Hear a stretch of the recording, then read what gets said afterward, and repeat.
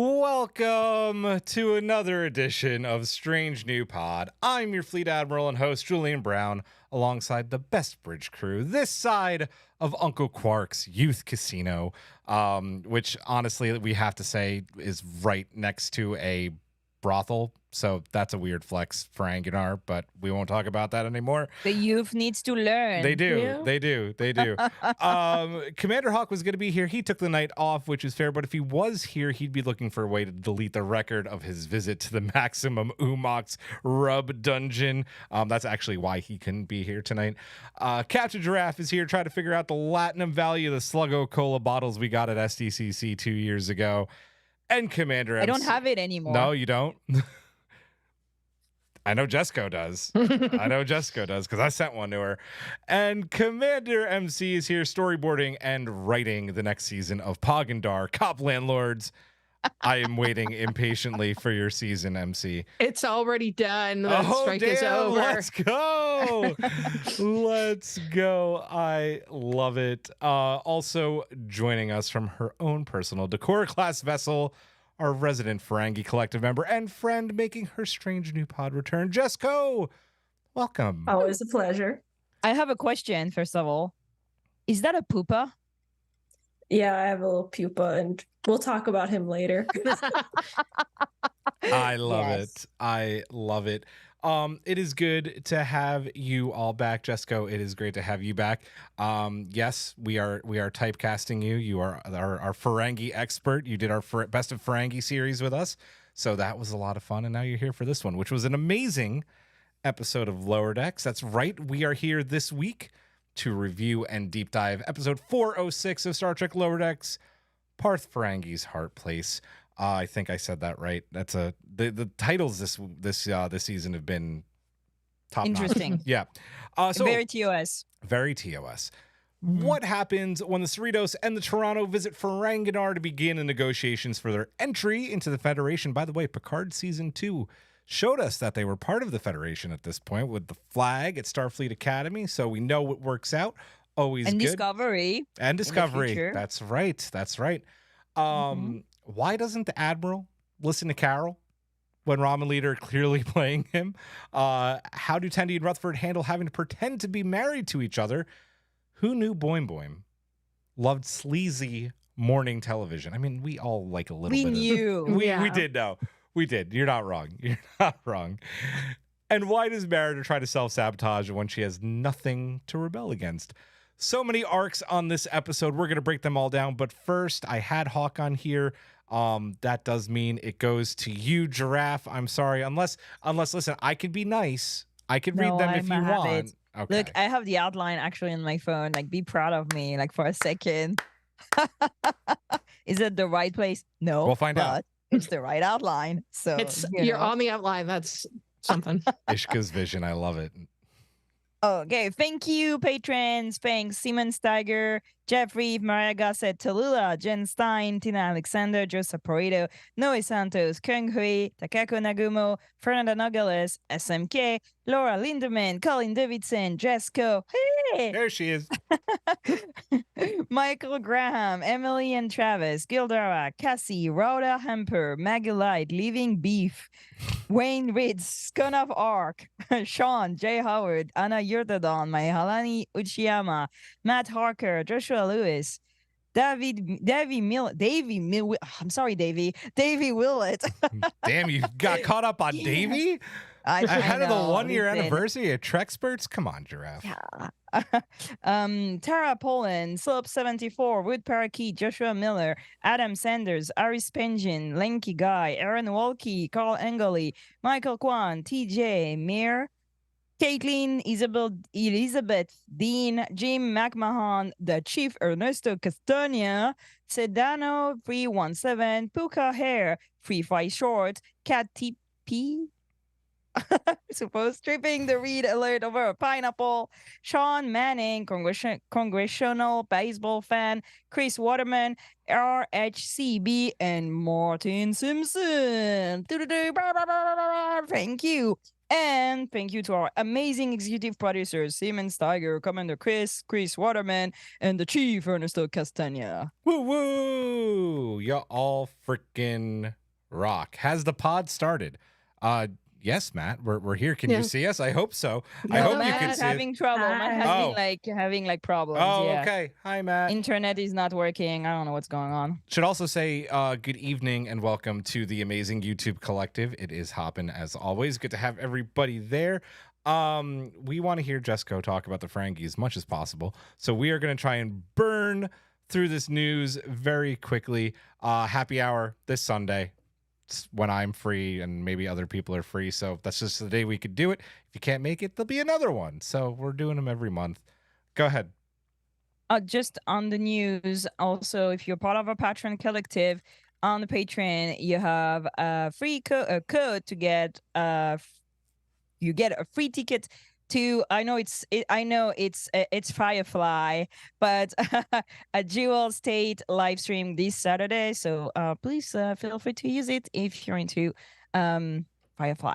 And Stargate Atlantis, if you watch that show. Or Yeah, and just Stargate. Jewel State Yeah. in Jewel And just State. Jewel State, she's Yeah. super cool, and she's here to raise money for fire relief. Nice. Awesome. Good stuff. MC, we're going somewhere. Where are we going? We're taking a shuttle somewhere. Yeah, we are going to NYCC on Thursday. So, wow, I need to get ready to go because I am not. But yeah, we're going to be down in New York doing all of the Star Trek things. And hopefully we'll see people there. And if you come and find us, we'll have stuff to give you. Sure and will. we're also just kind of fun people to hang out with, I think. We are. We like beers. We can go get beers in New York, even though they're like $15 a pint. We won't talk about that. But yeah, we can get food. We can get beers. We can give you stickers. There's fun things to do. It's New York City. It's the Big Apple. It's the city that never sleeps, which looks like Ferenginar. Mm-hmm. Just got to say, it does. Speaking of Ferenginar, I wore my Phillies hat today because baseball and Rom and baseball. I tried to find my Niners hat. I couldn't. Oh, boo. Yeah, sports. Yay, Go sports team. ball. Woo, sports. Tara in the chat is asking if we're doing a show next Thursday. Yes, we are. It will not be live. We are pre-recording this weekend. We were going to do it tonight, but we don't have time for that shit. So, yes. But I will say I'm bringing my equipment to New York. So MC and I will record your mailbags to put into the podcast version of the show. So for next week's pod, get your mailbags in and MC and I will record them. It'll be fun. MC is just finding this out right now. I like to tell you things I on can the fly. help also. Let me know. You can. Yeah, I have it's up to nothing to do next Thursday. Okay. So. All right. Either way. We'll figure it out. Just 15. What the fuck are you drinking? Ernesto says, I know. It's bad. I know. You got to find the right bars. There's some good sleazy bars to go to in New York that have cheap beer. I hope still. Maybe. Cadet Report, our Prodigy, Star Trek Prodigy Day episode. That's coming up very quickly, like 3 weeks. We want you to send in a 90 second or less voicemail. What does Prodigy mean to you? If you have a kid, what does it mean to your kid? What does it mean to you as a family? We want those. Deadline, I forgot to put in the outline, I think is the 20-something-ish. I'll get back to you on that one. Send them in. Email them to us or do the voicemail on strangenewpod.com or put them in the mailbag. Anything else? Good. Let's do the Strange New Loop. And if you could have had one more guest appearance from DS9 in this episode, who would it have been and why? And Jesco, if you have one and want to go first, you are a guest, you can go. If not, raise your hand.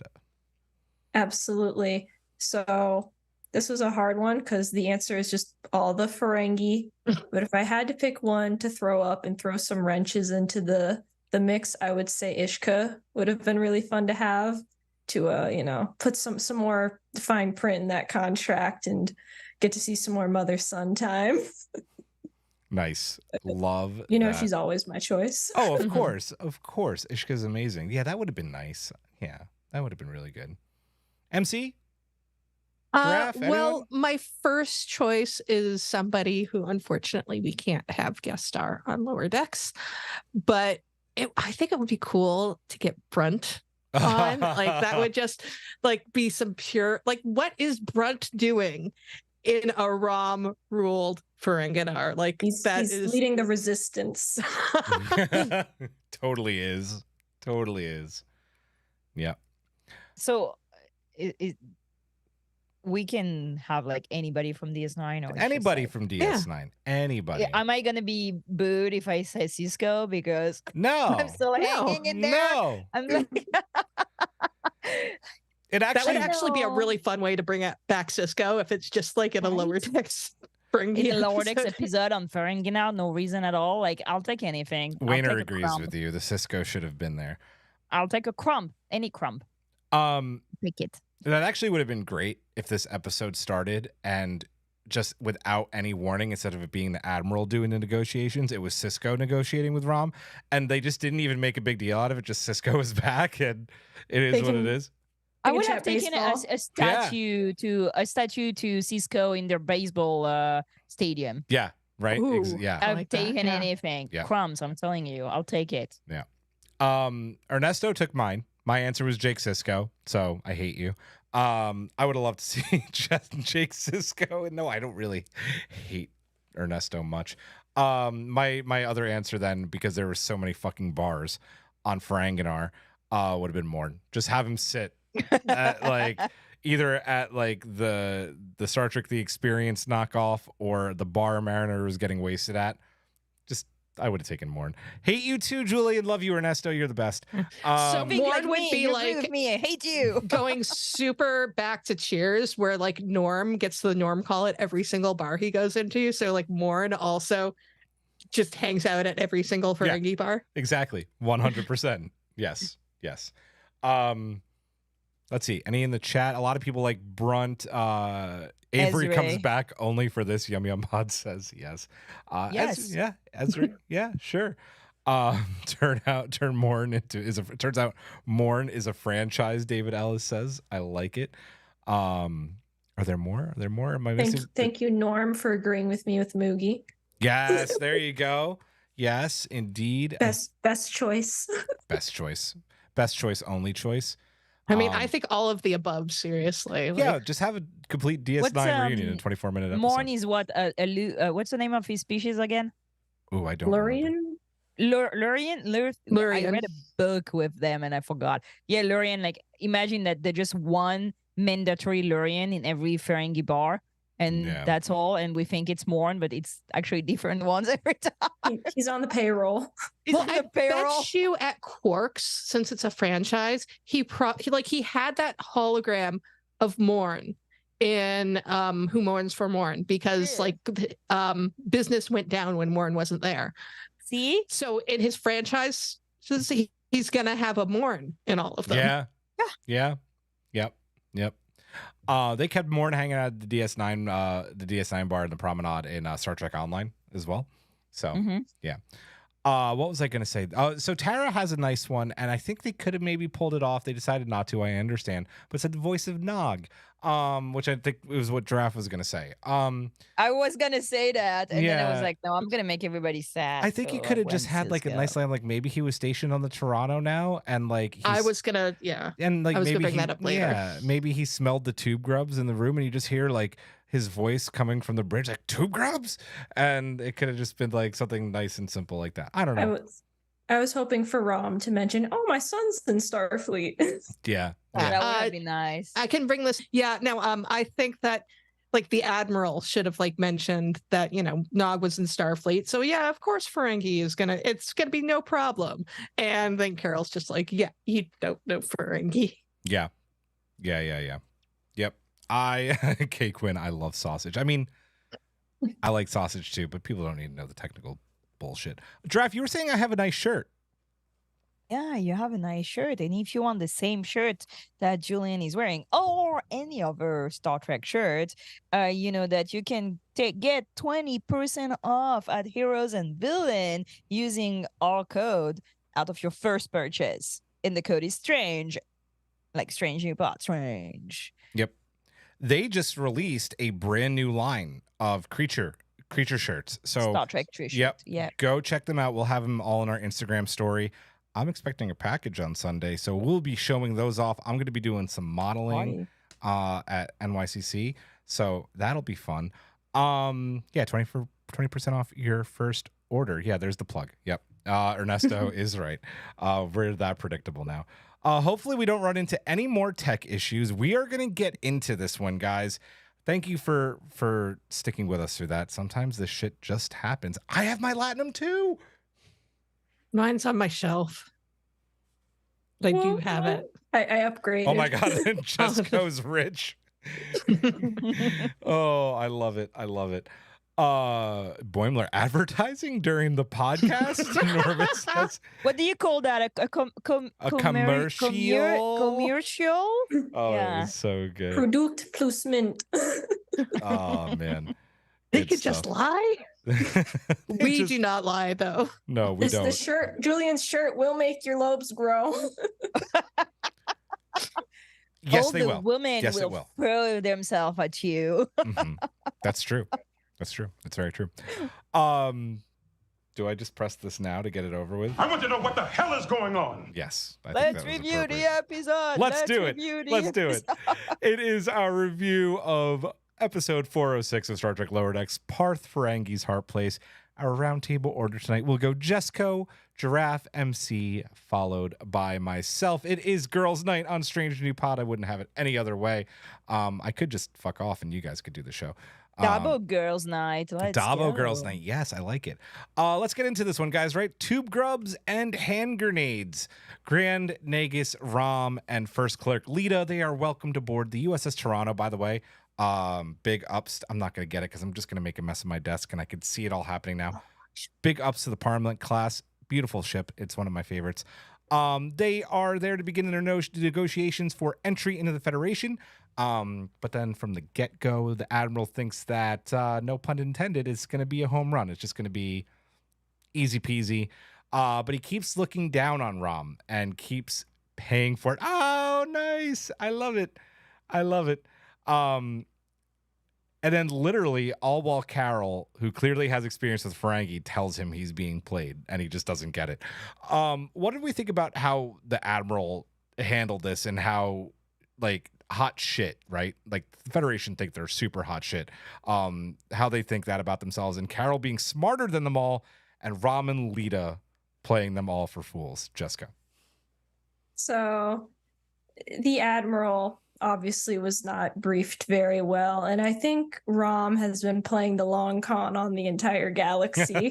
He's got this act down to a science. And we know from Deep Space Nine that it is 100% an act.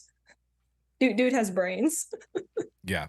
No, he really does. Maybe not the brains for running a bar, but for other things. Yep. Yep. But I loved how, Carol was able to be the chief negotiator. I wonder, we know she studies, old technology. Does she also study alternative commerce? Maybe. So I just love seeing this skill set, different skill sets we're getting out of her this season. It's been really fun to watch her really shine and save missions. Yeah. And yeah, the Federation thinks they're hot shit right now. We're in that prime time of everyone wants to join us for sure. Yeah. But, Sorry, I wanted to follow up with you on something because we're talking about Carol, right? Maybe like having a lot more experience about the Frank. We know that Mariner also served on DS9 for a little bit. Maybe Carol was there for like a short period. Do we know that she served or that she was leaving? Oh there? no, okay, good point. Good point. Actually, I can't believe I just actually. It was in the episode where with the original girls trip, when she says that she ran over Worth Mekhleth. She Yeah. specifically says when I was serving on Deep Yeah, Space Nine. that's right. Yeah. So sorry, Jessica, I cut you off there. No, that's great. I mean, I'm sure she visited Mariner at the least, and possibly they served there together, and that could have been why, Mariner was causing mayhem. Yeah. Yep. But But yeah, I love how Lita is also in on this. I think she's been taking some Ferengi college courses, brushing up her smarts, and she is quite shrewd, which I enjoyed. Um, I'm just so thrilled that they're both back and able to do Ferengi shenanigans. So that was super fun. And of course, Carol at the end swooping in with the well, actually. Yeah. that twist had me in stitches, and it did not escape me that she was well versed on her rules of acquisition. Yeah. Oh, I love that. We are going to talk about that more in a Yes. little bit. I think Draft, you're next. Yes, Draft. Yeah, Thoughts? the girl like studies. I really like this. And you know what? We saw her like fix a giant computer. It's not the first time that we've seen her dabble in negotiation. Yeah. She's been pretty good, like even with the freaking dupplers, that's definitely one of her strengths. And it's kind of sad that the only time she was put in like full responsibility of negotiation, it was actually a trick, like to get her to fail, when we see that she's clearly competent. And I hope that we see her very soon do that without being supervised, because that dude, like, it's the censor dude from He's the like, censor dude. the first Yep. the first season, Yep. right? And I feel a little bit because we keep seeing Carol. We keep seeing her. She has flaws. Like, I mean, she's human, like we all do. And we keep seeing her like trying to, prove herself. And when she finally does it, it still doesn't work the way she wants. Like, they ask her to leave the Cerritos and things like this. And I wonder where she's growing, because if she grows even more as a negotiator or, a captain, she will have to leave the Cerritos. She cannot stay there. So I wonder where it's going, because I feel that this season, every single episode, we've seen her save the day in a different manner with different, skills of hers and so on. So yeah, I'm really wondering where this season is gonna go for Carol. But I love to see her more confident and more. She's always been competent, but like actually going for it and actually saving the day. So yeah, Ram and Mita. I mean, the best weaponized incompetence. That's how you weaponize incompetence. And I like the fact that you saw all these like little like clues that they were actually playing them. And I mean, we knew, but it was really cute. And I think it's the best portrayal we've seen of them in ever, I would say. Like this like absolute conniving friendship, we'd say. And I don't know, it was so. They're so a power couple, like Power hardcore couple. power couple. Yeah. I love Yeah. her dress also. It was so cool. Mhm. Yeah. Yeah. Mhm. Where was it? The chat's hopping tonight, guys. CBF in the chat said, did Mariner pick up the sleeve rolling habit from Chief O'Brien? Maybe. I like the theory. MC. First of all, so happy that my hometown got a ship. Yes. We actually watched this episode for the first time. Julian, Eric, Hawk, and Hawk wasn't there, but Eric, Julian, and myself all together while we were in Toronto. And it's just like, yes, USS Toronto. Love it. I really wish that they were still doing ship replicas, because I would love to have a USS Toronto. Well, let me interrupt you, because I think you can still get your hands on the Vancouver, and you're a pretty damn good artist, and you could probably get the registry off and the name and just redo it. It's the same class. That's Just true. And I have saying. to actually, You got to do work. I actually have to buy it. Well, that's true too. Yeah, I like complaining about stuff, Julian. And Ram and Lita, first, showing exactly how smart these two are. Look at this version of Ferenginar compared to what we saw in Deep Space Nine. This is 6 years after Ram has become Grand Nagus, and there has been basically a revolution on Ferenginar, like seamlessly. Like the entire society has changed, and I would say very much for the better, because Ferengi, it was like this whole idea of Ferengi pirates. Ferengi seems to have like a very bustling economy inside of itself rather than just getting money from other species, because there was this, acquisition of wealth that was going on, this hoarding rather than kind of moving thing, an actual healthy economy. Meanwhile, here we see, Ferenginar, instead of being, Hobbiton, is New York City, which is, quite the difference than what we've seen before. That might have to do with the budget that Deep Space Nine had back in the 90s. But, I like to think that it is Rom and Lita's influence. They hand waved it away that Quark's family was broke. Yeah. Yep. I was so drawn to the table setting when they were setting up for the meeting, which is shout out to the animators. I love you guys. I really want the cheese board. I want the cheese board too. Oh, the cheese board was so cool. I know, right? I wonder if we know anybody who works with wood. Chris. Oh, sorry. And the little sandwiches in the shape of deltas. And I'm like, ooh, if I get like a cookie cutter, I can make those. But, if I get that cheese board and a cookie cutter so that I can make little Starfleet tea sandwiches, like, I don't have anybody to come over so that I can make them like too a much Starfleet. even for me. This is totally like in my wheelhouse, like nerdy tea parties, like that's me. But I don't have anybody to come over and share it with me. So if I lived closer, I would come have a tea party. I would, in a heartbeat. Yeah. And as for Carol, this is another episode where Carol really reminds me of Mariner. I mean, that is most episodes, but just like this extreme competence and getting angry at her superiors, because let's face it, she's being mansplained too. Oh yeah. Was she angry though?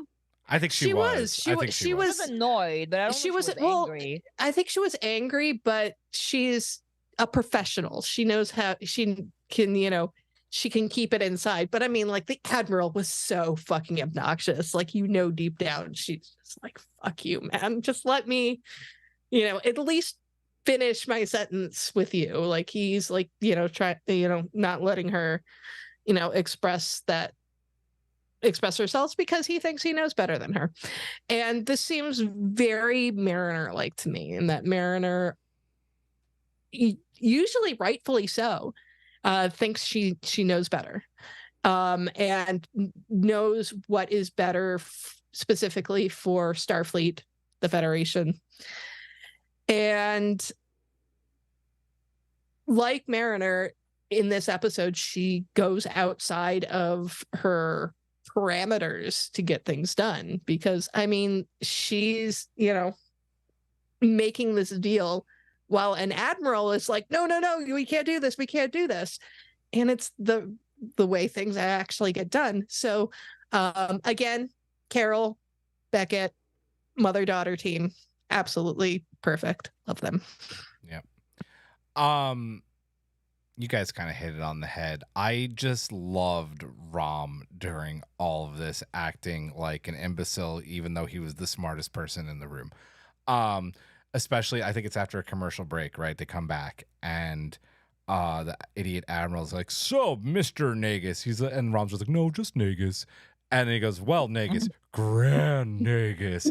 And he just is fucking with him every single time. I'm like, just keep it up, because Starfleet needs a slap in the face. And I just love that Rom and Lita were both just constantly slapping in the face with us. And yeah, I mean, I think we already know, like, Carol should have been promoted at this point and off the Cerritos, but she turned it down. Which is just which you remember. I know, I remember very well. Right? Yeah. And I don't think she's angry. I think that Carol is still figuring out how competent she is and what she can do. I think everything has notched her down, like put her down one notch, and she's still trying to rebuild like her confidence and her ambition. Yeah. And I do think that she's ready to expand, but maybe no in an ambitious way. You know what I mean? Like, grow large but not high. Yeah. No, fair. Yep. So while Rom has the Admiral just eating out of his hands, all while Carol fumes at him for being an idiot, thinking he has the deal done, Rom offers to seal the deal on Ferenginar in his throne room. And this is after Carol's like, no, he's giving you a false sense of comfort. Like he wants you to, it's still a ploy, right? He's going to make you basically give you the whole house. Competent cop, dumb cop. Yeah, What was it? yeah, something like that. Yeah. And the whole thing's a ploy, right? And at one point, Rom and Lita have access to like any Federation ship that they want as part of this deal at a moment's notice, which I thought was brilliant. And that was until Carol finally just says, fuck it, goes over the head of the Admiral using the 8th rule of acquisition, which is what, Jesco? Small print leads to large risk. There it is. And Carol uses this to gain Rom's respect. What did we think about Carol getting to finally shine here? And Rom kind of being like, you're the first person from Starfleet to like understand us. Jess. I really want to know what the Ferengi have that Starfleet briefed their admiral to give them anything they want. Like, is the planet full of Casinos. dilithium? It's like Vegas. There's nothing to do there except like gamble. Yeah. Are they looking for Ryza too? Ryza too, but no weather. Yes, but as we've already said, you know, every time he gave a concession, Carol was like, we can't do this. And I really love this one moment after I think Rom says something like, we need to make sure there's baseball teams allowed everywhere. and the guy's like, all right, let's open back up the contract. Rom and Lita give each other this knowing look of this guy's a sucker. And then you know, you watch it, and it just keeps devolving and devolving and devolving, and they're just taking this man for every penny he has, as a good Ferengi should. So I really love the twist. You know, Carol steps in and she's like, here you go, 1 billion bars of latinum, whatever you want, just sign the damn thing. And Rom's just like, okay, because at this point, you know, we know that contract was never serious to begin with. I mean, I'm sure they would have gone with it. But something tells me that they were just playing along. But you know, when she hit them with the bring in Quonos, the only thing harder than that would have been to bring in the Romulans. I think that actually would have been the. We don't talk about that. Because, it's a sore subject. Okay, I'm actually playing with a bird of prey right now. Are you kidding me? A warbird. Sorry, it's not a You know, had that been the contract, they would have had access to any bird of prey too. Yeah. It keeps falling. That's why I'm like catching up. And now you just have to dangle it over the screen for the next half hour, Yeah, 45 there we minutes. go. There It's you like go. it's unclocked. But yeah, why do I see it? Why isn't it cloaked? It should be cloaked. They See, should be now it's lurking. cloaked. They should be lurking. I need to put that on the soundboard. We're just gonna go lurk over there. Leave, love, lurk. Yes. But yes, while we're talking about it, my absolute favorite moment in this episode was Rom's speech at the end to Carol. Like, finally, someone in Starfleet who understands and respects our culture, which I'm going to take it all the way back, is such a perfect cap end to like the arc Nog started of, you know, I'm a Ferengi who wants to join Starfleet. Now Starfleet wants to join the Ferengi, and it's just kind of, they're finally meeting in the middle. And I'm sure, you know, if they could have, you know, Aaron would have absolutely been on this journey on this episode. And just I smiled so wide during that entire scene. And shout out to Max. His delivery was so sweet and sincere. Like it's Rom. The visuals great. Again, shout out to the animators. The animation of Rom is adorable, and he's so emotive. He's always throwing the baseball, moving around, doing the finger thing. It was great to see that. And then, you know, that Admiral said, I'm gonna tell, you know, high command, good job. You got Ferenginar, which is huge. Yeah. And bouncing back to what you guys said earlier, I've noticed too this season Ransom has been doing a lot of very captain-y things. Oh, that's actually very true. Yeah. So I think maybe we might see a shakeup in the command in that direction. Okay. Yeah. That makes sense. I mean, I really like what you said just about, at the end when the admiral realizes he's a giant doofus and is like, yeah, I'm gonna relay this to command. I really hope that Carol is like in the history books of making Ferenginar happen as like there's always a bunch of people involved, but as like one of the leading factors as to why they joined the Federation, because she was. And I hope that we probably won't see it on Lower Decks, but I hope that she's part of the negotiations to finalize the whole thing too. So, yeah, great point. You good? More? Yep. Cool. Giraffe? I actually think it was very nice to see that turn at the end, because it was always the Ferengi prophet and so on, but Rom and Lita are here to lead change, in Ferenginar. And I like the fact that yes, like they would totally have taken the billion bars of Latinum, but the end goal of that con was not only that, and was not maybe that at all. Like, I think there was a real like try to a real push to see what they had in front of us, because signing up your whole planet into a federation, like I was alive and I was almost an adult, I'll say, like when we had like the euro in Europe and like free market opening borders. Like, I remember the anxiety of people being like, what do you mean we're gonna open the borders and anybody could like move freely at the same money? It's like a big step in decision of a culture to be open to other culture. And I think that Rom and Lita are doing that in a right way, because they need to sell that to the people of Ferenginar also. And who's hard to buy? It's the Ferengis. You need to have a good sales pitch, right?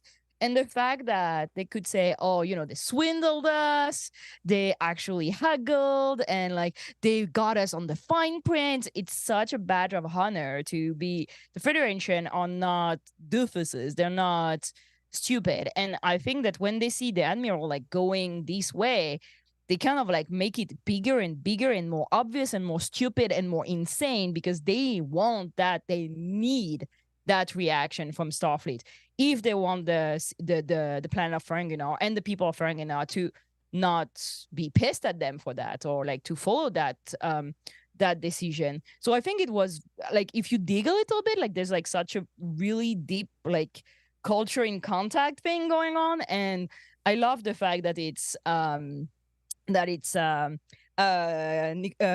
Carol who brings that. And also that in the end there's this question of respecting culture. Like, do most people agree with the quest of profit that the Ferengis have? No. Were they maybe a cliche and a very, very outdated image in the 90s?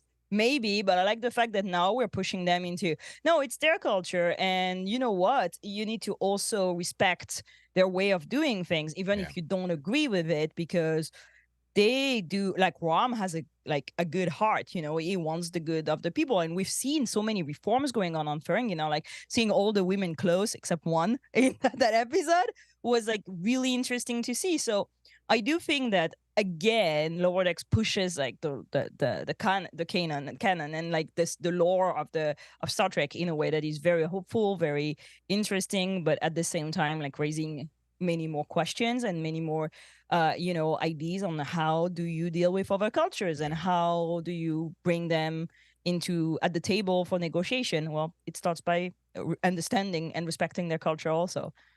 Yeah. Over in the chat, Eric Summer says, yeah, negotiation is still a negotiation. Rom and Lita have to consider how the Ferengi feel and sell to them joining the United Federation of Planets, which is a great point. Yeah.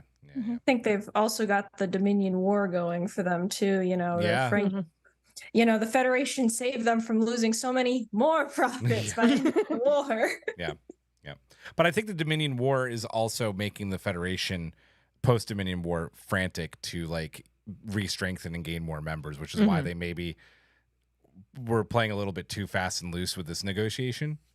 I mean, well, who knows? It's the Federation. They make bad decisions all the time. MC. Giraffe, how dare you say almost everything I was going to say? Yeah, no, I mean, the financial stuff, the negotiations being a part of the Ferengi culture. I mean, it is everything to Ferengi. Like we people make jokes, oh, the Ferengis are just about greed. It's a part of their religion. It is which I mean, I don't even know if you can get any bigger than that. That their whole afterlife, the concept of their afterlife, is formed around what their portfolio is like. So the Federation, and I think the version of the Federation that this admiral believes in, is very much the absorbing other planets, homogenizing them to the Federation. This is kind of how I see them. It's like, oh yeah, why wouldn't Ferenginar want to join the Federation? The Federation is awesome. The thing is, Ferenginar is this very unique world, as are every other world. And there's no way Ferenginar is going to be joining the Federation and getting rid of their money. Like, you think Gold Trust Platinum is going to be disappearing just because Ferenginar is joining the Federation? Absolutely not. And I think, like, with all of this stuff that has changed on Ferenginar, things need to be done very carefully because, it has only been 6 years since Rom has become Grand Nagus, 6 years since women have been able to wear clothing. And while they have made all of these changes, there are probably people like Brent who are, have a resistance against Rom. And we could even see in the beginning of the episode that some of the Ferengi were very dismissive of the way Rom was running things. So joining the Federation is a very dangerous prospect, especially if they're not doing things on their terms. Yeah. And I think Rom and Lita wanted to sign. It's like no matter what, they were going to, sign. Because, I mean, is Bajor a part of the Federation at this point? No, because they opted out at the end of DS9 not to join. So that would have been at the end of okay. Yeah, at the end of Deep Space Nine, they decided not to join. Yeah. Okay. But certainly they've both had a lot of experience with the Federation, with Starfleet. I assume that Nog is a Federation citizen, being a member of Starfleet. So they do have ties to the Federation. But they need the Federation to acknowledge just what, because I mean, like, they were making outlandish demands, and they knew that they were making outlandish demands, and it was kind of this whole, we needed to make sure we weren't working with a couple of rubes. If Carol hadn't stepped in and the Admiral had completely crumpled and it's just like, okay, we'll sign it, and they would have walked. Yeah, I don't think that they would have signed it after all. Like, no, I don't think so. Yeah, there's absolutely no way, because you have to be able to respect the people you're in business with. And the idea of Ferengi joining the Federation is to them a business deal. I mean, and it should. Yeah, exactly. And yeah, no, I didn't really say it before, but I love Rom and Lita in this. There is just this, loved having them back for one, and actually being able to see Rom as the Grand Nagus, because we didn't get to see that in Deep Space Nine, because he became Grand Nagus and then immediately left. Yeah. So we didn't actually get to see that. So it was very nice. And I think somebody asked in the chat if their servant was Mehardu's cousin. But I did like that they had a woman from Mehardu's species, which I can't remember off the top of my head. Hyperion. Thank you. Nice. But I think that also says something about the way Ferenginar has changed, because we know that even with species outside of the Ferengi, they look down on women. So there has been like a sexual revolution on Ferenginar in 6 years, which is amazing. No, it is. Yeah.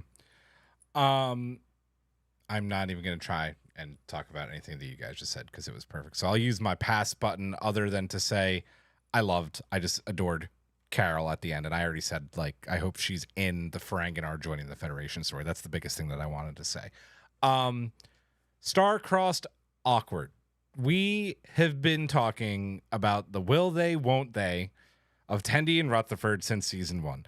And 406 brings it to the forefront with the two having to pretend to be a married couple at the Loeb's Lodge. It's very clear that there's feelings there, right, between both of them, though maybe more so on Rutherford's part. How do we feel about this B plot, and why do we think these two won't act on their feelings, Jess? I will admit the whole will they, won't they romance thing, I didn't love it. What I did love was all the set pieces around them. Yes. Get an insight into what a Ferengi vacation lodge is like. I loved how they had the hug Sierra just hovering the whole time. What's more Ferengi than a clerk watching over you to make sure you don't steal the merchandise? Well, you can steal the merchandise. They will invoice you. That's all. That's true. It's it's the opposite of an advanced payment, post payment. Plus interest. Of course, I feel like we have to talk about Quark's Starfleet bar. that had me in stitches, just panning from the ships on the ceiling like it was the Vegas experience. Oh, it's absolutely the Vegas. 150%. You have all the Exact Ferengian cosplay as Spock and all I'm of them. so worried about the TOS era because apparently the tricorders were always exploding and the Fuller outfits caught fire a lot. Well, if you catch fire, you can swing by the Red Shirt Skiff shop and get a new one. No, go ahead. Sorry. I was just gonna say, you could spend hours dissecting that room. And I did find it fun and cute at the end how they weaseled their way out of acting like lovers without being sent to the sulfur mines. Very Ferengi way to deal with being underwater sulfur mines. Underwater sulfur mines, yeah. They flooded, but they're still going at it. Hey. But I love how they sulfur over there. I love how they made Miggly Mo the homewrecker. Oh, that was amazing. We both love you so much. How could you do this to us? And of course, the Ferengi have a special for that too, because why wouldn't they? Eric Summers in the chat real quick. Mike McMahon is poking fun at the franchise with Starfleet Bar. No, he's not. That is a love letter to Star Trek The Experience. If you ever went there in Vegas, it is literally Star Trek The Experience. It warmed my heart so much. Yeah, I'm pretty sure Mike McMahon actually like tweeted. He tweeted about picture. it today. Yeah. Sorry, Jess. Oh no, you're fine. It's lovely that it was included, and there were a lot of funny moments. And as for if they will or won't act on their feelings, I'm gonna trust the writers to, if they make it happen, handle it well. Maybe don't make it turn out terrible at the end, like unfortunately what happened with Jennifer and Mariner. Yeah. Still sad about that. So I feel like if they do go for it, they kind of have to commit to it and make it a good relationship, because I'd be really bummed if they get together and it just, like in this episode, does not work out, ruins their friendship, and they're just awkward after that. So whatever they end up doing, writers, I'm trusting you. Do it well. Giraffe? I was never into this Rutherford and Tendi thing, because first of all, it's everybody doesn't have to be a couple. Like, give me a break. Like, you know, it's fine. They can be friends. Maybe there's some romance. Maybe they're like into each other, and still never act on it. So what? Like, it's actually something that has always annoyed me, even as a teenager, how like every single story has to be a freaking love story.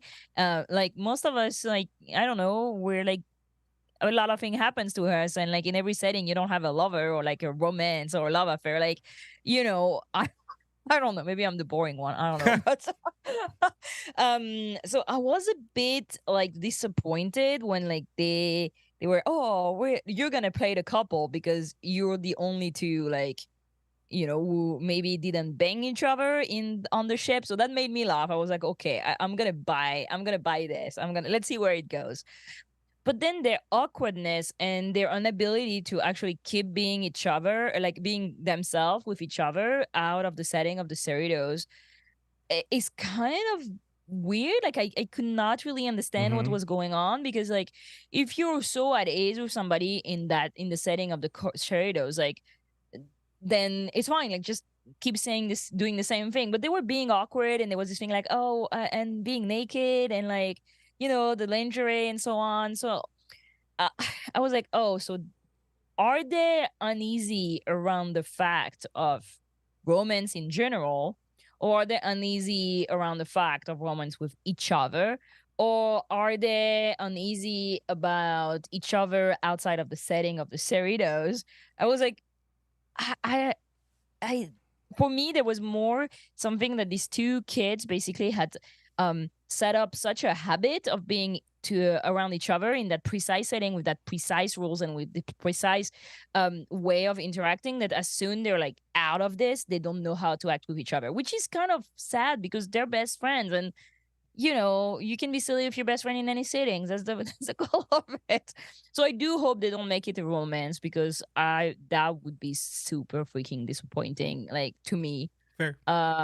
let's go see more friendships, and like men and women being friends and working together and being very complice and very close to each other without being about sex. Yeah. Yeah.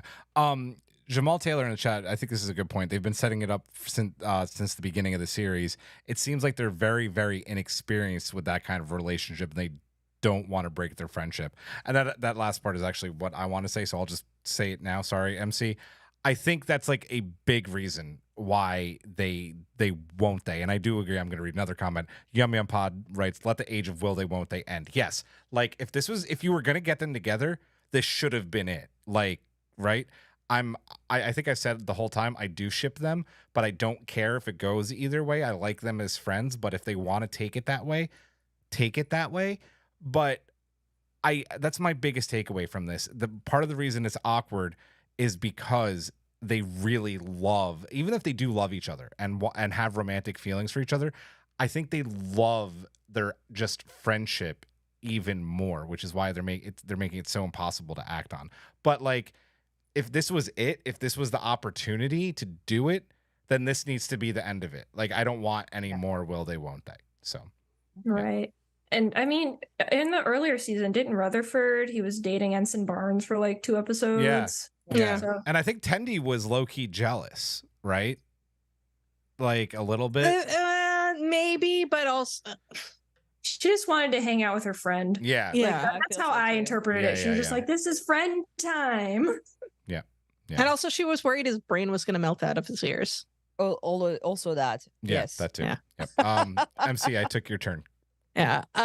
So I've never been there for the will they won't they between Tendi and Rutherford, mostly because I kind of started to forget that there was a will they won't they between them, because they haven't really addressed it, I'd say, since in season 1, Rutherford obviously had a thing for Tendi. Like, she's so cute, Badgie. And yeah, in that episode, there have been some small, like, but I mean, we're in season 4, and I can only think of maybe like 2 episodes where there were other things. Like the episode with Ensign Barnes, you can make an argument for that. And when Mariner asks Tendi if she and Rutherford are together, and Tendi's like, "No, are you and Boimler?" And then Mariner is like, "No, he's like a pet." So I love that line, by the way. They have had, small mentions of it, but I don't feel like it's been a continuous Jim and Pam will they won't they thing. Yeah. So I was actually very surprised when they brought it up in this episode. I did like the fake marriage thing, because like it's such like a fanfic trope, the fake dating, fake relationship, and just the over the topness of it. And again, I like when you went like fanfic trope, and Andresco and me we went like yeah. Someone's been surfing the tags. Again, this plot speaks to the whole revolution of Ferenginar, specifically brought on by Ram, because Ferengi relationships were business transactions. Like you signed marriage contracts for X number of years with, X number of offspring or whatever, and your wife was considered your property. And then you had Rom, who is one of the ultimate wife guys, become Grand Negus.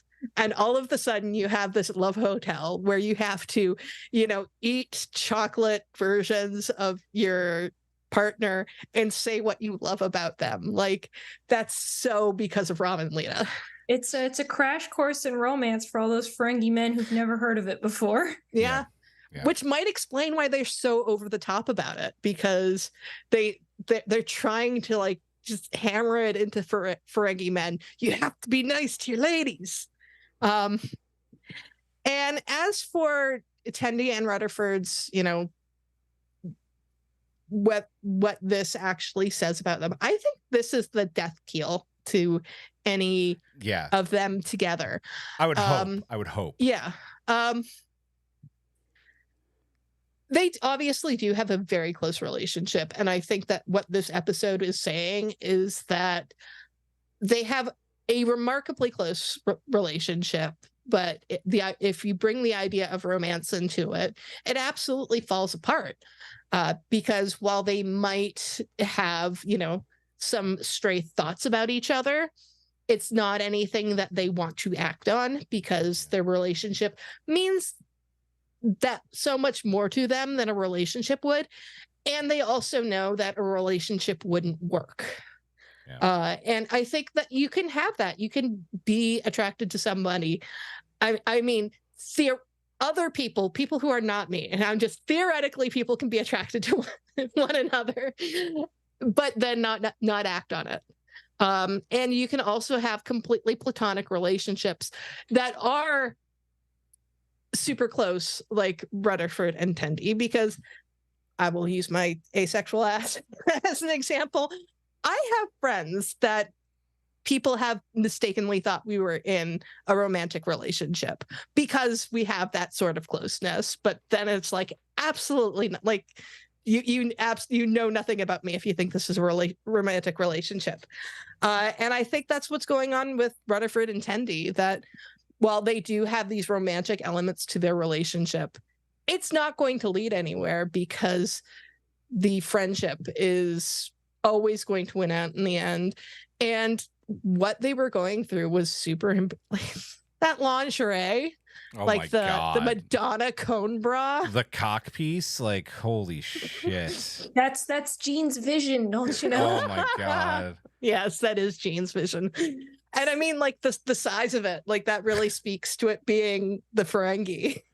It shows also that the Ferengi have understand that not only the ears matter for other species, and that size matters in other areas of the body, because like think of how, like, again, like the path followed, and the how far away they went into understanding, like, okay, just not the ears, noted.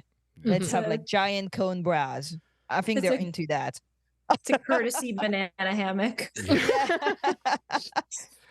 Everybody in the chat right now is talking about how CBF writes all the lower deck ships cannot be worse than Worf and Troy. I think Yum Yum Pot said it can't be as bad as Chapel and Spock. Y'all just glossed over Chakotay and Seven. Like, god damn. Yeah. Wait, so did Star Trek. Thank God. Yes, that shit that was a thing. What? That was a thing. Wait, I remember that. Before we get to plot C, we're giving away Yosemite shuttle. And wait, what do I have here? It's finally here. It's finally here. It took a month. But it got here. Gotta love shipping from the UK to the US. Jessica's on a time limit, so I'm going to do a very quick unboxing. This isn't the one you're going to be getting. This is mine, so I'm not unboxing your new toy, I promise. But here she is. I'm not going to go like crazy slow or anything because we got shit to talk about. But look at that. The thing that Mariner crashes all the goddamn time. Nice. There's a bee in there. There is a bee in there. Bee. It's just gonna bounce off the shuttle. It's gonna bounce off the shields. Wink. Wink. It's so beautiful. It's a great model.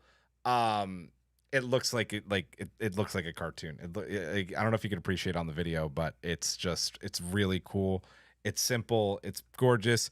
Tara, I think all of the unreleased Eagle Moss stuff that they released, like that Master Replicas got, none of it had magazines. I think maybe like one of them did, and then the rest didn't. So no magazine, unfortunately. But yes, this is what you're getting.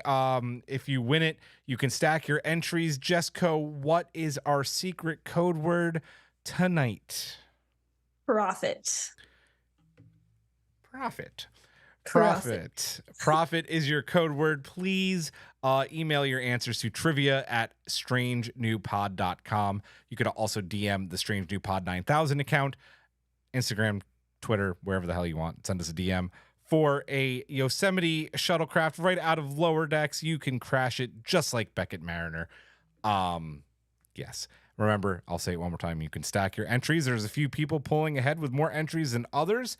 So make sure there's no deadline until week 9 to get your answers in. So you can keep stacking when you listen to the episode on your own terms. So keep that in mind. Let's keep going. That shit'll rot your brain. We're not talking about the Yosemite. We're talking about Ferengi morning television. Boims has grand ideas aboard the Cerritos, right? To go do like 40 different things on Ferenginar because he's Boims, and of course he is. But he gets to his hotel, gets sucked into the commercials and daytime sleazy television of the planet. It's really fun. There's even we'll get to it in the Easter egg too, but there's a Paramount Mountain behind him. Well done. Good job, Lower Decks. Or not. I don't know if it's a good thing or a bad thing. We're mad at Paramount right now, right? I think we're still mad at Paramount. About Prodigy, save Star Trek Prodigy.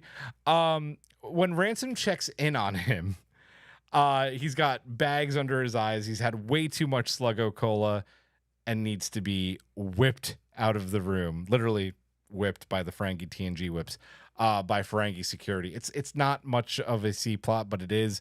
What did we think about Boims just vegging out for? I'm guessing this was over a few days. Jess, This little mini C plot was incredible. It made my day. I smiled the whole way through it. I thought it was hysterical. I love the commercial, this will make your lobes grow. Woo, get the girl. It's just hysterical. And then we move into the shows, and I don't know if this was an intentional reference. Maybe I'm reading way too much into it, but we start with the landlord cops, which if anyone watches Mike McMahon's other show, so Opposites, they have a C plot called the Silver Cops. It kind of reminded me of that. And then when we got to the Office show, it's just Terry and Corvo. It's just Terry and Corvo. Like, I'm sorry, it is. And I love that they are Universal. They're on Ferenginar now. So that cracked me up. And we've all had those days where we just can't put the show down. Mm.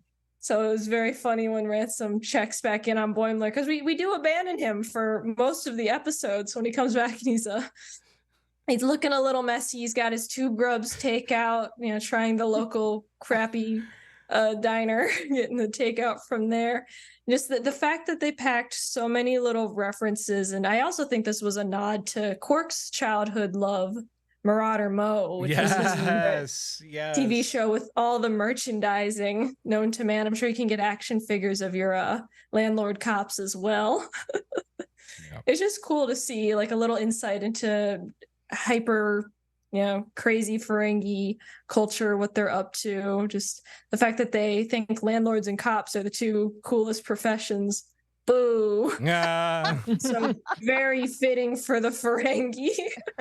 And I liked the little horned dog returning. Yeah. I guess they've been importing those.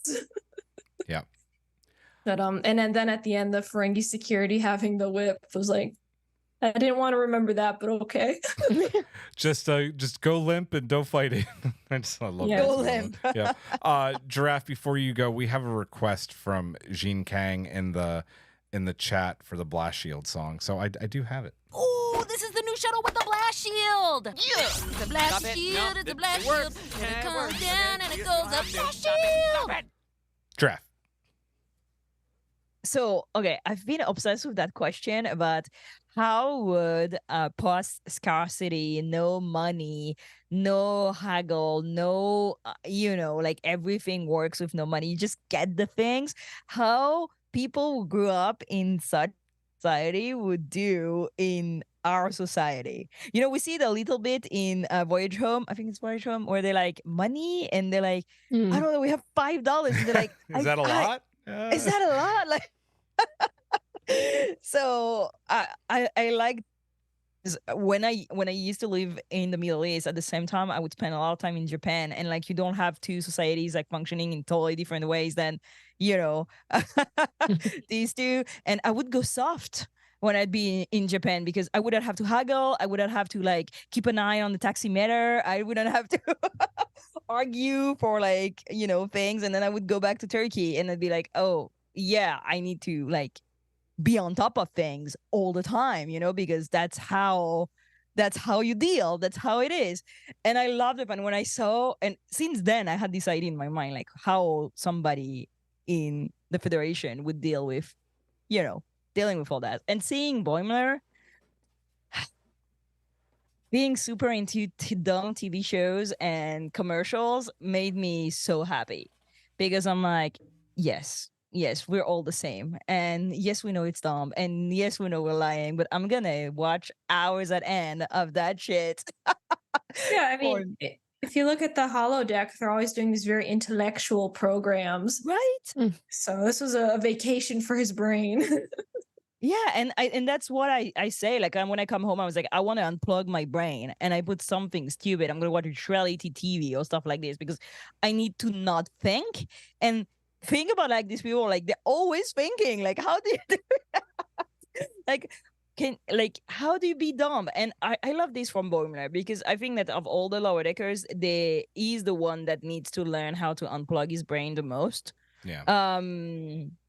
So yeah, I'm happy that I finally got like that answer in Star Trek and see them like being super into dumb stuff. So yeah, watch your dumb TV shows. It's what you're supposed to do. Agreed.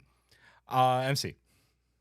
So a couple of weeks ago, somebody posted on the Bird app, what Star Trek character do you most see yourself as? And I had to be honest with myself and say Boimler.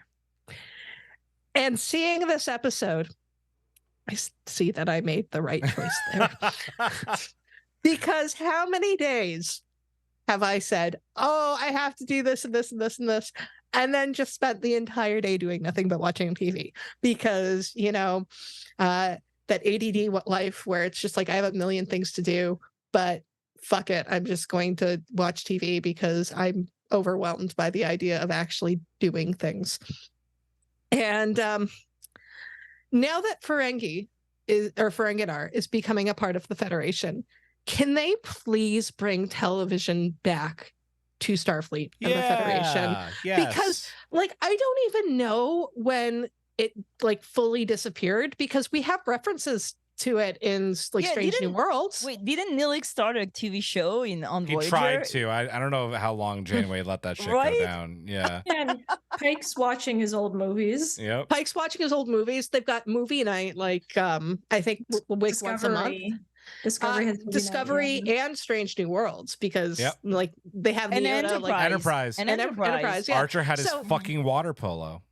Yeah, like all of these ships had their their entertainment that they could watch. But they and have it does streaming services. It is well, like they choose what they're watching. I think the thing that Boimler is not used to is just having like a constant feed. Do they have things. streaming services? Because I get the impression that the 24th century has very much kind of given up on the watching television. I think on Voyager, actually, B'Elanna has to specially make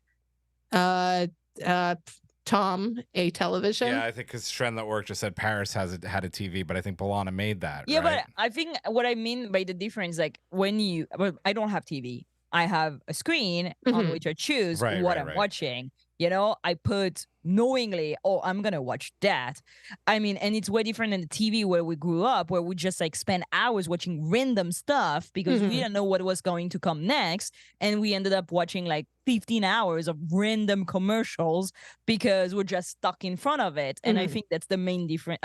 What I read was that it's the first time that he's in front of a constant feed that is like made for him to watch nonstop. Yeah. When I think they do have streaming, like they can choose like to watch programs. In Picard, in the first episode of Picard, Daj is watching the Federation News Network in a store that's like showing a bunch of screens. Like I think you can still buy a screen. It doesn't count. That's fair. That's yeah, true. they do But by have that news time, because, Ferengi is in the Federation. That's true, so, like, too. TV has come back. I think the difference is that this Ferengi TV is engineered to be addicting. Everything ends with a question mark, and there's that voiceover saying "next time on such and such." I think maybe like those TV in the 80s. the marketing is gone from Federation shows. Yeah, but I mean, definitely in Next Generation, Deep Space Nine, and even mostly on Voyager, they did want to get away from the whole idea of television, and they had their entertainment specifically be,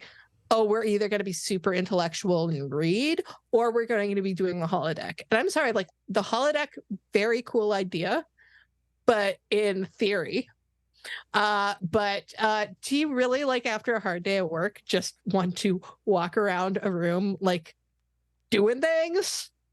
You could do a holodeck program of a 2000s living room and watch TV. Seriously, that would be what I'd be doing most of the time.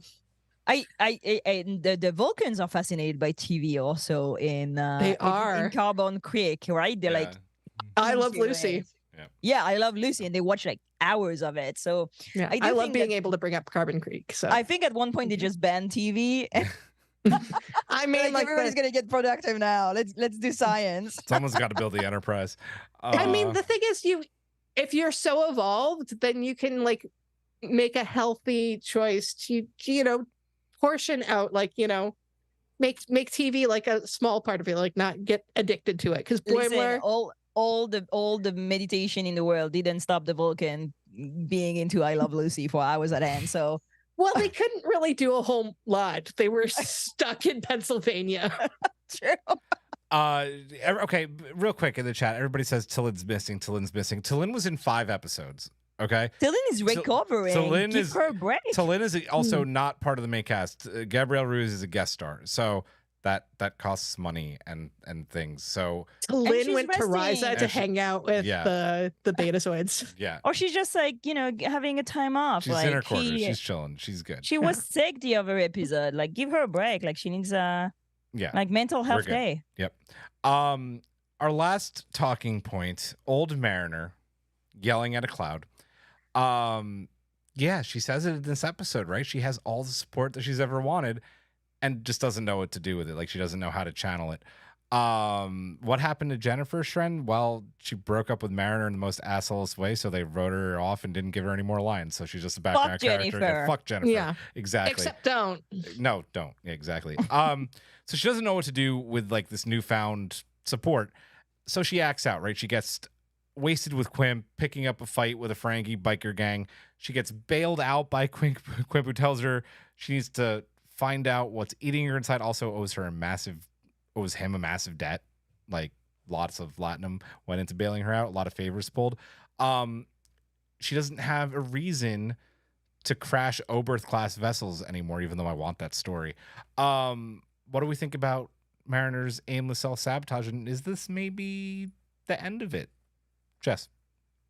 So I really love, obviously the Rom plot was my favorite, but this was the other the whole episode was the highlight for me. Who am I kidding? But I really loved how you could tell Mariner has spent some time on this planet. She walks off the shuttle and puts some latinum in the parking meter. Like she knows what she's doing around town. And I was so thrilled to see Quimp back. What was he in episode 2, I think? 2. Yeah. Yep. And his friendship with her was so sweet. Like, they seemed to really care about and know each other. And it was interesting seeing someone who wasn't our main cast really having some input on, hey, Mariner, what are you doing with your life? Because he's known her longer than anyone else outside of probably Carol on the ship. And at one point, he even says, like, I've grown up and you haven't. What's going on? But circling back, I loved the Ferengi biker gang. Yes. Who knew that was a thing? And they But were so nice and didn't want to fight.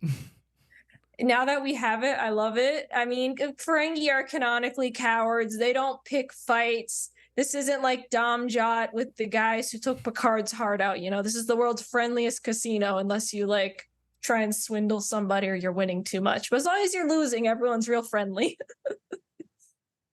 But it was just, I love that. And then, like you said, he got her in that, but you know, he's her friend, but he's still Ferengi. So predatory loan, pay me back for damages.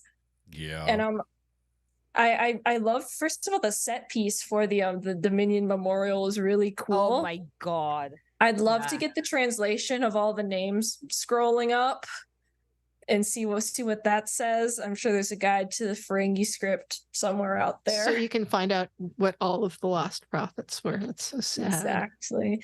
It's, you know, we lost lives and that's tragic, but the prophets, all that latinum turned to dust. It's such a Ferengi way to cope with that. It really is. But the conversation that Quimp has with Mariner about what are you doing, and my personal thought is she's just that's her habit. That's what she does, and she's hesitating to reinvent herself and become someone new, because we saw it when everyone got promoted. You know, they were all afraid, is this going to change us? I think ultimately she's afraid. She likes change externally. She's always changing ships, new captains. But I think internally she's afraid of change because she, you know, I think she thinks she's becoming her mother. Yeah.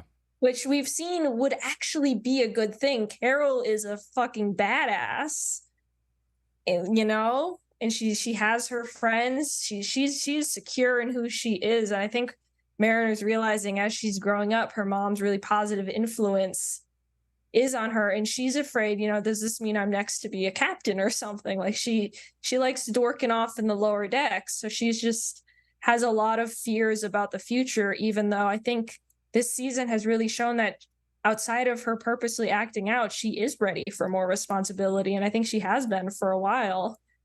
But she's just infamous for self-sabotage, unfortunately. But I think it's such an interesting choice that it's a Ferengi of all people who points this out to her. Yeah. Like, you don't think Ferengi as mature emotional counselor, but they managed to write it in so perfectly that now that it's happened, I couldn't think of any other way for it to happen. I love that. Yeah. Yeah. Draft. So I don't really agree on the Carol thing. Carol didn't have her shit together until season 4. She sent her damn daughter to Starbase 80 with not even talking to her. Talk about current Carol. Yeah. And I mean, we see her fucking up a lot in season 1 also. And I think that what is triggering also maybe Mariner's self-doubt is that her mom is getting her shit together. And until now, she had a good reason to hate her mom. I mean, she had a good reason to like downplay her also and be like, I don't want to be her. But now Carol is pretty fucking awesome. And I think that that's everybody's growing and everybody's changing. And Mariner, we don't know what it is. We don't know why. But I feel that Lower Decks is going closer and closer to actually giving us a why, which I hope.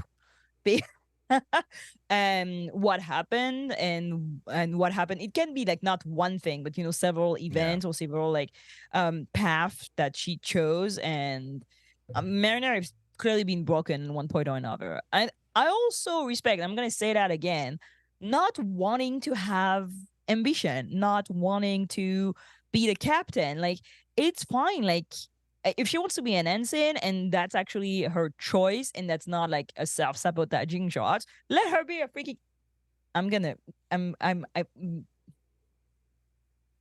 ships are falling, sorry. And I would respect that, but there's clearly something going on. I like seeing her vulnerable. I like knowing that she has somebody that she knows she can talk with. And I also really love the fact that I think we're gonna know before the end of that season Okay. what's going on with Mariner. And I look forward to this because I would like to have another season where she's in another path. Yeah. You know. Yeah. MC? So it's been pointed out in the chat that Mariner's formative years in Starfleet were during the Dominion War. Yeah. So she was surrounded by death for a lot of her Starfleet career. Like, what situation has some of her other promotions been under? Yeah. Like, could it have been a, field promotion where, somebody died, so she took their place? I mean, this is probably darker than Lower Decks will actually go, but there could be a lot of reasons for Mariner to prefer being the ensign, not being too sure about being Lieutenant JG. Yeah.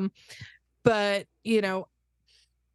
I can't say this was probably my least favorite of all of the plots that happened in this episode, just because we have already had this is a plot beat that we've had for Mariner before, and not only throughout the series but even through this season. There was very much the self-sabotaging Mariner and the Moopsie. I have no bones and I must flee, which, granted, that was much more of a professional self-sabotage, and this is more of a personal, not even self-sabotage, but wrecking yourself, which, granted, people can do that when you're she's not on vacation, but she basically is on vacation. So sometimes you get into that, I want to just get absolutely turned. But especially in the library, because libraries are what? Libraries are lit. Let's go. Yeah. I think what might have clued us off that this was a little more personal was when her friend was like, you need to calm down a little bit. Yeah. And she just totally went off the rails. Yeah, because that is a thing. There's no problem with having fun, but when you get to the point of absolute self-destruction, then it's you've got to pull yourself back. You've got to decide why you're actually doing this. And it does seem to be this whole idea of Mariner not wanting to, or not being able to move on, and just kind of wanting to stay in this state of arrested development, being afraid of what comes next. But the thing is, you can't be afraid of what comes next, because if you're afraid of what comes next, something's still going to come next. It's just going to be the exact same thing that happened before. But even That's then, so Vulcan of you. but even then, we had Mariner talk about how people get promoted, her friends get promoted and leave her behind. So things aren't going to stay exactly the same. Boimler, Tendi, Rutherford, all gonna move on, just like everybody else has moved on. So she's finally got this found family that she really loves, and she loves being with them. And if she's trying to hold herself back and be exactly who she was in season 1, then everybody that she loves is just going to keep on moving on, and she's still going to find herself all alone. Mm-hmm. And we remember that when she was on the Quito, her friend died brutally. In front of that is her. true. Yeah. Yeah. And I think that the fact that that conversation where she becomes very emotional is at the Dominion War Memorial. It's very interesting. I do think there's some truth into well, and she served on DS9, which is the forefront of the damn war too. Yeah. It's just yeah. And it was during the war, because Kira says, "Are you guys trading war stories?" Yeah. Listen, Jesco needs to go soon, so I want to get to our final talking point very quickly on it. We had another cold open, another ship getting destroyed. It is a Ferengi vessel this time, but it was a very strange scenario this time, because the Ferengi seemed to know, the one that kind of schemed the whole thing, that it was coming, he planned it. So is this a Ferengi plot? Any further thoughts on the pod, Jess? Ferengi plot, no. I think it's kind of like what happened with the Pack Lads, or someone's playing that Ferengi who's, still your very classically minded, money above all else, war is good for business kind of guy. I think he's being played. We have the theme of Rom playing the Admiral. I think that Ferengi got, played right into a trap, and now I think that ship has a Genesis device. Yeah. So that's exciting. Oh. Yep.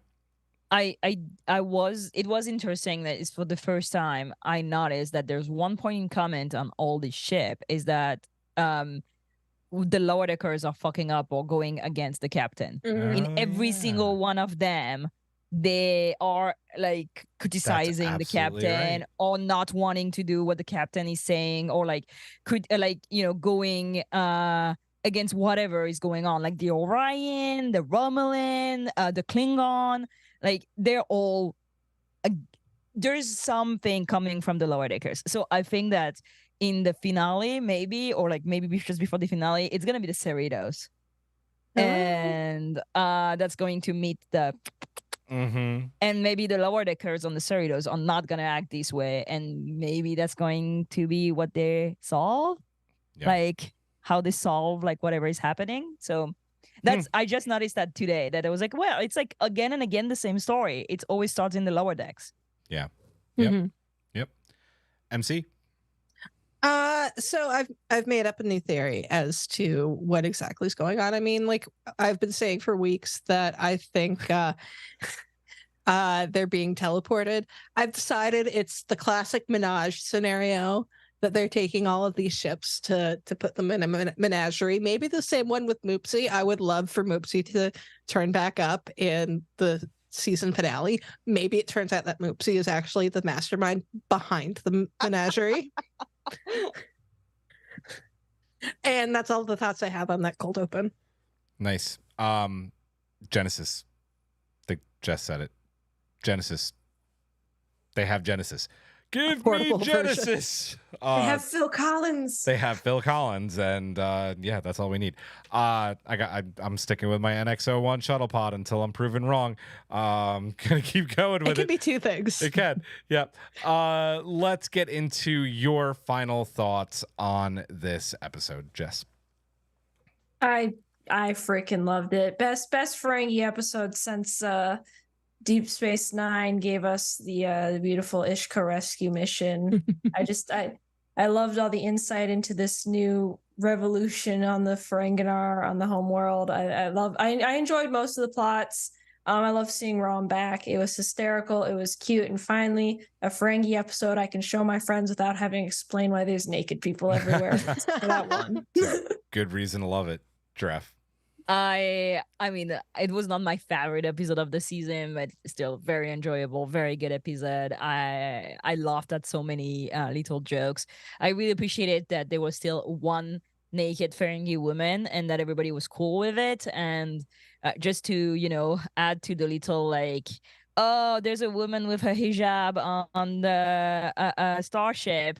The fact that Ferengis are like, you choose, like, you want to dress, you dress, you don't want to dress, you don't dress, you want to keep your religion, you want to, do with your culture as you want. And I was like, I like it. I respect that. I respect that it's not a ban on being naked, and that people are just evolving with their culture and, making choices. So, but yeah, can a Ferengi man be naked? Why not? Why not? Why not? Why not? I have to go back and like look. I don't know if I look. Well, poorly, I don't think they were, but I'm just saying, like in general. Why not now? Like, yeah. So yeah, good episode, good like ideas and good moral in it. So yeah. Nice. MC. I've been saying it all season. This season is flipping amazing. Incredible. This is not the best episode of the season, but that just speaks to how high a caliber of the season it is, because this episode is really good. I loved getting, the finding out what happened to Rom and Lita, and the plot lines for the lower deckers, even the ones that I didn't love as much as the others, were still really good. So I like seeing what happens to everybody. And For the Tendi and Rutherford thing, I liked having a button put on this finally because it has been a question, and I like that it's been answered finally. Yep. Still my favorite season of Lower Decks so far. It's amazing. This episode is good. Yeah, again, not my favorite, but still really good. I have pretty much no complaints. That seems to be the general consensus in the chat. Norman Buckwald, 8 out of 10. Don Power Ranger, 9 out of 10. Eric Summers, 8 out of 10. Jamal Taylor, 8 out of 10. I don't have any complaints. Matt Harker, 8.5. Carolyn K3, 8.5 out of 10. And Eric says, I agree with Jessica. Best Ferengi episode since Magnificent Ferengi. Indeed. Quickly, Easter egg hunt. Who's got them that are on the list? Shout them out if you got them. The dog in the TV show was the dog from I was at The Enemy Within. Yes. Yes. There's also the apes from Galileo 7 in the Star Trek experience, whatever bar. I said the naked Ferengi lady. There's a Mugado. The TV is in the shape of the CBS logo. I noticed that. Yeah. Oh shit, it is. Yeah. Dagger of the. Oh, you brought this one. That's okay. You can say the ones I wrote. Oh yeah, Dagger of the Mines. Yeah. Cocktail. I want to drink that. I do too. The Ferengi whips from the last outpost. And is he wearing a Delton uniform?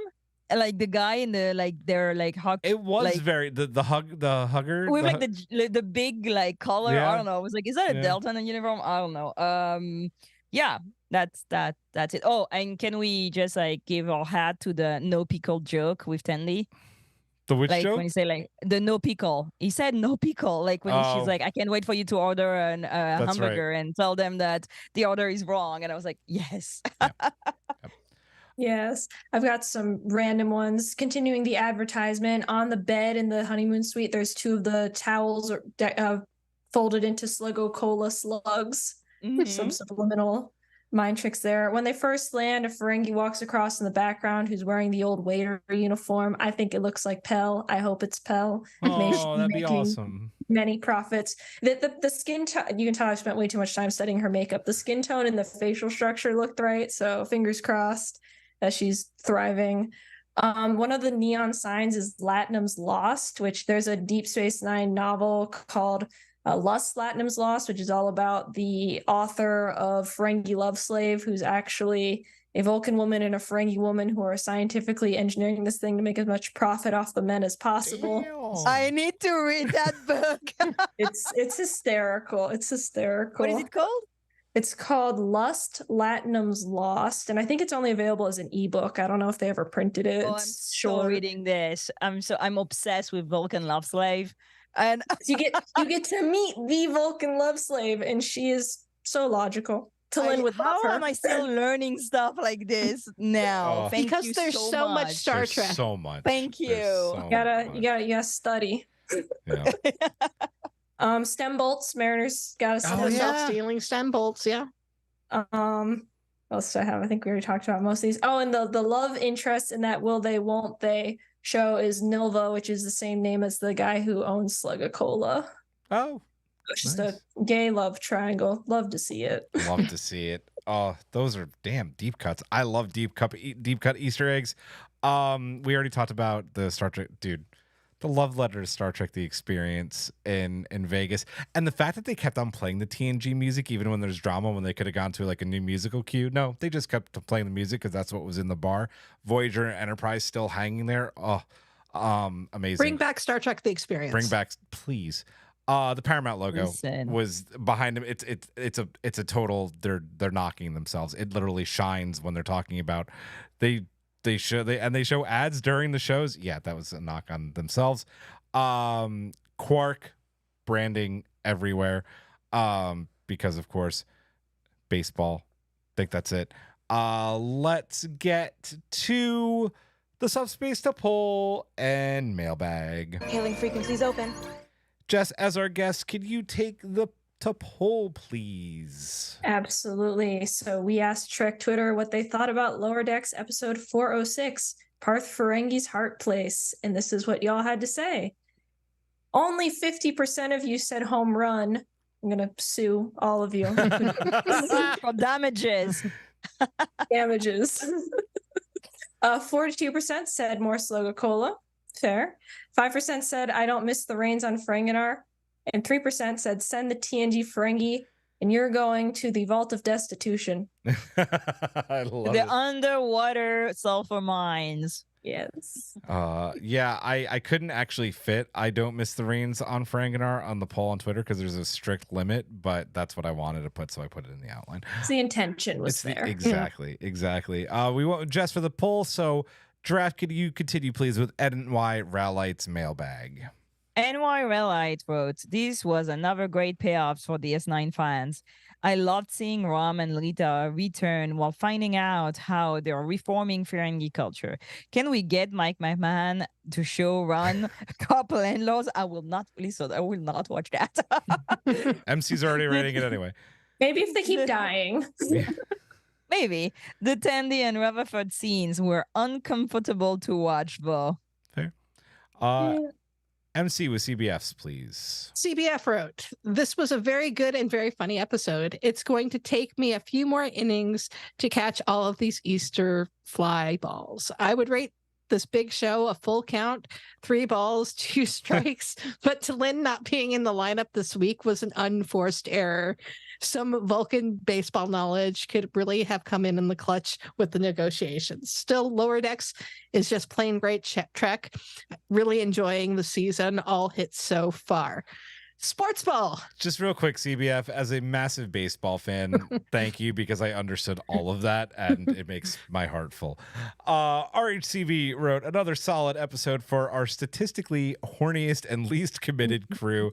So fun to see Lita and Rom again and really enjoyed Freeman displaying her skills. Love a competent captain. I'm fine with Tendi and Rutherford as either platonic besties or as cutest couple ever. Their dynamic works in both scenarios. They're just a good team. Miglimo, man, I love that bird brain. I usually love libraries, but would probably not go to the ones on Ferenginar. I am amazed at Mariner's alcohol consumption and hope she figures out her self-sabotaging behavior soon. What a good friend Quimp is. The Dominion War Memorial was hilarious and so on brand for Ferengi. I appreciate Boimler wanting to excel, but getting stuck binging crap TV instead. I too overextend myself sometimes and end up procrastinating. Don't we all? For realsies. This has been such a fun season so far. And I forgot to put the name, but the next one's Tara's. So Jess, could you, I love how it's been working out this way. Jess gets the limerick in Tara's mailbag. Could you take it, please? Yay. So Tara's mailbag is Lower Decks plus Ferengi. You don't have to throw up in my mouth twice. All right, Miglimo. And now our limerick. 306, Parth Ferengi's Heart Palace. Ferenginar is gearing up to join the Federation, but Rom and Lita are gaming contract negotiations. Sam and Devana's mission is in an awkward sham romance. Mariner's fighting something. Boimler's lost in a TV trance. The captain knows rules of 8. The small print can be liberation. Well done. Well done. Well done. Giraffe with Riker tattoos, please. Riker Tattoo wrote, what do portable Genesis devices, Mr. Home references in neon, quark patterned backpacks, taxidermy Mugado, and security whips have in common? That grand Ferengi spirit. Besides Mariner's over-the-top personality being hilarious, I absolutely loved Miglimo in this episode. Not to mention every loving throwback to DS9 and beyond. I'm looking at you, Guardian of Forever. Now, let's go see Rom's batting cages. That's right. There was a Guardian of Forever in Star Trek The Experience. Totally missed that. Yep. Yeah, I have to say that people like Jamal is already tagging me on Lost Loves Prophet. Lost, what is the name of it? Anyway. Live, love. I got it. Like Lost, Platinum, Lost, and Found. Oh. Like, thank you for sending me the link. Amazing. Is just mobilized. Mobilized. And then MC, take us home, please, with Jay Woodman's. Jay Woodman wrote, 4 out of 5 Sluggo Colos. The storylines for most of the crew were great, but let's either let Tendi and Rutherford be friends or move along home to a romantic relationship. When are we going to get a Ferengi travel guide? Only the great Continuum truly knows. This message sponsored by Sluggo Cola, because if it isn't incessant product placement that's both in your face and in every show you watch, it isn't a Ferengi product. Love it. Love it. Great mailbag from the collective. That is going to do it for this one. Before we go, Jess, what's going on with you? Where can people find you? What do you have going on? Plug away, please. Absolutely. So you can find me on the app formerly known as Twitter. Twitter I guess, works too. Yeah. At Captain_Lizord, Lizord. Always updating my Ferengi cosplays. I've got plans for a biker Ferengi once I get a functional jacket for that. So keep an eye out for that. And yes, all the Latinum always. I dropped mine, otherwise I showed mine too. Oh, and as a final thought on this episode, I one worry I do have about this contract between the Federation and Captain Freeman is we never mentioned Rule 17, which is that a contract is a contract, but only between Ferengi.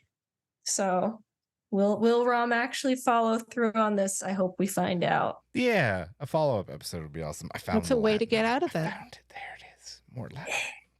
Yes. Well, Jess, it is a pleasure as always to have you on. We will have you on hopefully when more Ferengi show up, or just we can have you on for non-Ferengi episodes too. That's fine. Doesn't need to just be that. But it is getting late. This is going to be a fun one. Like we said earlier, we are pre-recording our episode for next week because MC and I will be in New York Comic Con, but we will get your mailbag. So still think about those once you watch the episode. That's going to do it for this one. For MC for Draft, for Jesco, I am Julian. Live long and prosper, Majram, and also... You fly safe out there.